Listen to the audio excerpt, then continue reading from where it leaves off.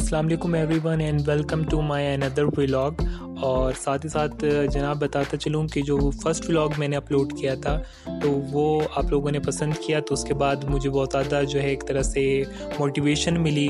और मेरा दिल किया कि एक और न्यू व्लॉग बनाया जाए। दरअसल फ़र्स्ट व्लॉग मैंने तब बनाया था जब जो है मेरी अकल दाढ़ जो है वो आ रही थी, और जाहिर सी बात है जनाब, जब अकल दाढ़ आती है वो कहते हैं कि बड़े से बड़े बंदे की भी जो है ना अकल ठिकाने आ जाती है, बड़े बड़ों की जो है अकल ठिकाने आ जाती है।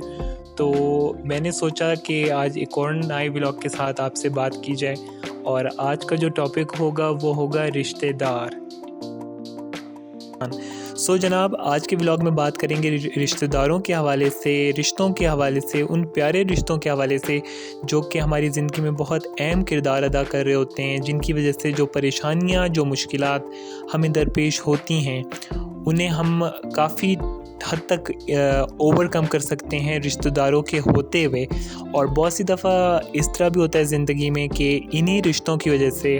आपकी जो ज़िंदगी है वो मुश्किल होती चली जाती है या फिर आपकी मुश्किलात बढ़ती चली जाती हैं। ठीक उसी तरह जनाब एक वक्त हुआ करता था, या एक वक्त की बात थी कि जब आपने नोट किया होगा कि फैमिली गैदरिंग्स हुआ करती थी, और अगर वीक की बात करें, जब वीकली ऑफ आता था तो कहीं ना कहीं किसी न किसी के घर पे दावत या टी पार्टी का सीन हुआ करता था। लेकिन अगर आजकल की बात करें, आजकल वो कहते हैं कि रिश्तेदारों से जितना ज़्यादा दूर रहें उतना ज़्यादा बेहतर है, क्योंकि जनाब आजकल के जो रिश्तेदार हैं उनका जो हिसाब किताब है, उनका रहन सहन है, उनके तौर तरीके हैं, वो बहुत ज़्यादा आपके लिए मुश्किल होते चले जा रहे हैं। और आजकल के अगर रिश्तेदारों की बात करें तो इनकी जो मिसाल है उस मक्खी की मानिंद है जो कि पूरा साफ़ और सही जिस्म छोड़कर सिर्फ ज़ख़म पे आके बैठती है। जब भी आप किसी गैदरिंग में जाते हैं तो कोई ना कोई ऐसा टॉपिक या कोई ना कोई ऐसी बात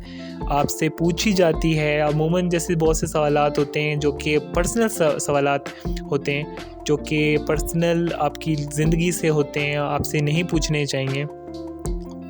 वो पूछे जाते हैं। और साथ ही साथ कभी कभार कुछ रिश्तेदार आपकी फ़ैमिली में ऐसे भी होते हैं जो कि आपको ट्रिगर कर रहे होते हैं, और मुसलसल ट्रिगर करने के बावजूद जब वो देख रहे होते हैं कि आप काम रहते हैं, आप सुकून में रहते हैं, आप कुछ रिस्पॉन्ड नहीं करते,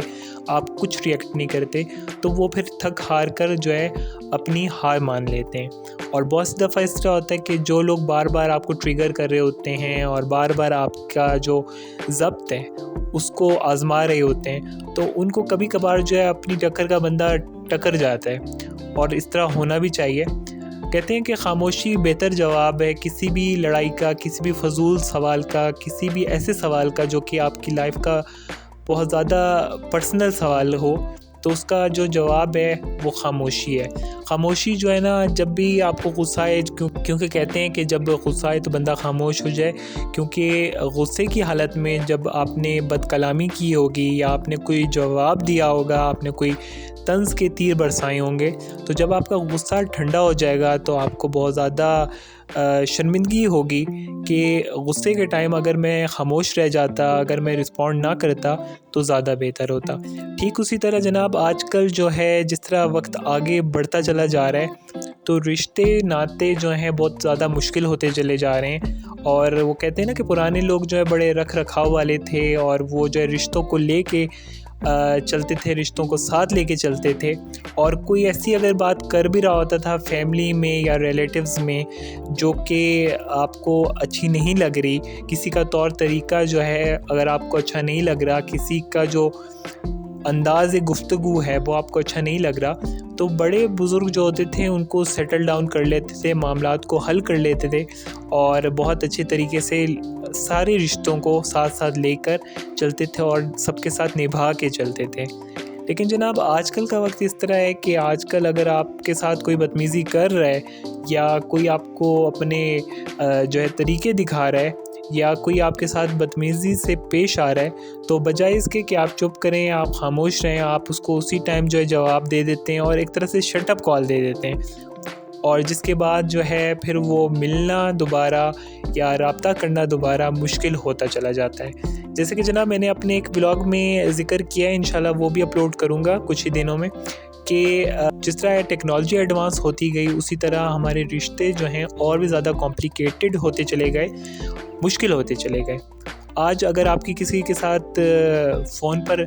बदकलामी होती है, नाराज़गी होती है, किसी के साथ आपकी बदमज़गी होती है, तो आप फ़ौरन से आप ये काम करते हैं कि आप जो है उसका नंबर जो है पहले डिलीट करते हैं और उसके बाद ब्लॉक कर देते हैं,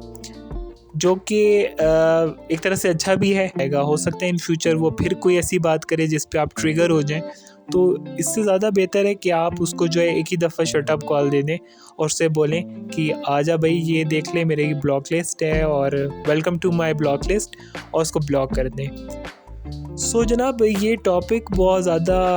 वास्ट टॉपिक है और इस पे बहुत सी बातें की जा सकती हैं, लेकिन क्योंकि व्लॉग मेरी कोशिश होती है कि शॉर्ट हो और कोई ना कोई उसमें अच्छी बात या काम की बात ज़रूर हो, तो इंशाल्लाह किसी और व्लॉग में फिर इसी टॉपिक पे बात करेंगे। जब तक के लिए दीजिए इजाज़त शाज़ेब खलील को मेरा बलूचिस्तान चैनल से, और साथ ही साथ जनाब बताता चलूँ, एक दफ़ा फिर आपको रिमाइंडर देता जाऊँ कि मेरे चैनल को लाइक, शेयर, सब्सक्राइब ज़रूर कीजिएगा। बाकी अपना ख्याल रखिएगा और दुआओं में मुझे याद रखिएगा। टेक केयर एंड अल्लाह हाफ़िज़।